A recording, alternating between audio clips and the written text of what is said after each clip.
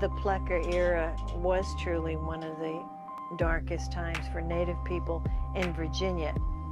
But I think it's critical for us to think about what was the genesis of the ideology that Plecker was a proponent of.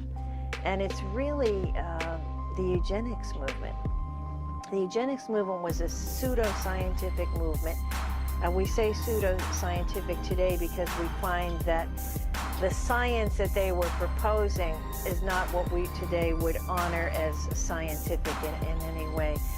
The eugenics movement has a direct link to the descendants of Charles Darwin.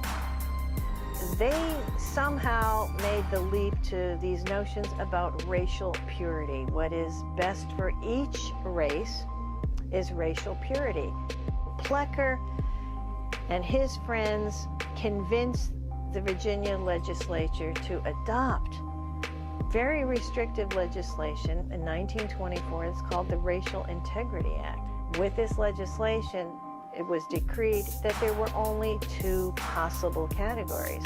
One is white, which means a person, you check that you're white if you have white ancestry, Caucasian ancestry, and absolutely nothing else.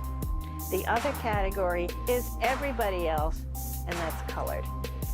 So this was very hard on Virginia's indigenous community because in a sense it wipes away their identity on paper. Their ability to describe themselves as Indian was not possible in the state of Virginia until 1968, when the U.S. Supreme Court forced Virginia to repeal the law.